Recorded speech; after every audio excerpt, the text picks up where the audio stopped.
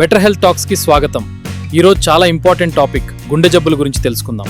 అసలు కొలెస్ట్రాల్ పెరిగితే గుండె జబ్బులు వస్తాయా? దీనికి ఎలాంటి ఆహారం తీసుకోవాలో ఈ వీడియోలో మొత్తం తెలుసుకుందాం. రండి.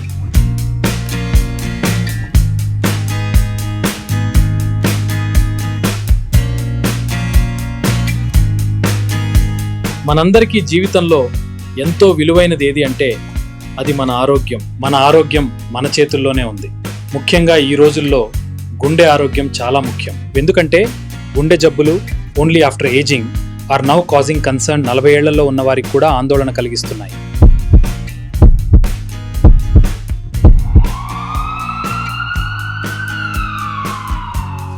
ముందుగా ఒక విషయం అర్థం చేసుకోవాలి. కొలెస్ట్రాల్ అనేది శత్రువు కాదు. ఇది హార్మోన్లు, కణాల నిర్మాణానికి అవసరం. కానీ సమస్య ఎప్పుడు వస్తుందంటే మొదట్లో ఎలాంటి లక్షణాలు కనిపించవు. నొప్పి, జ్వరం ఉండదు.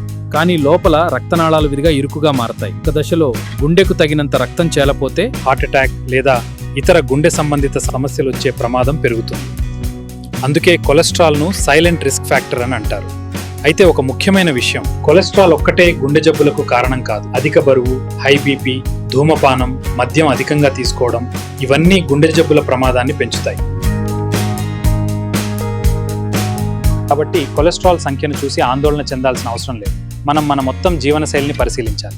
What foods should be consume to reduce cholesterol? మన ప్లేట్లో ఎక్కువ సహజ ఆహారాలు ఉండాలి. ఆకుకూరలు, కూరగాయలు, పండ్లు, ఓట్స్, మిల్లెట్స్, అలాగే బాదం, ఆక్రోట్లు వంటి నట్స్. వారానికి 2-3 సార్లు చేపలు తీసుకోవచ్చు. తగినంత నీరు తాగాలి. మనం కొన్ని వస్తువులను తగ్గించడం మంచిది. వేపుడు పదార్థాలు మరియు బేకరీ ఐటమ్స్, ప్రాసెస్ చేసిన ఆహారాలు మరియు సాఫ్ట్ డ్రింక్స్ వీలైనంత వరకు. ఇప్పుడు లైఫ్ స్టైల్ గురించి మాట్లాడదాం. చాలా మంది మందులు వేసుకుంటే సరిపోతుందని అనుకుంటారు. కానీ నిజానికి మందుల కంటే ముందు మన అలవాట్లు మారాలి.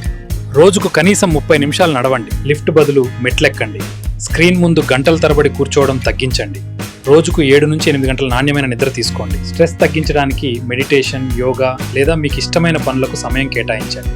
ఎందుకంటే ఆరోగ్యకరమైన గుండె కోసం మంచి ఆహారమే కాకుండా ప్రశాంతమైన మనసు కూడా చాలా అవసరం.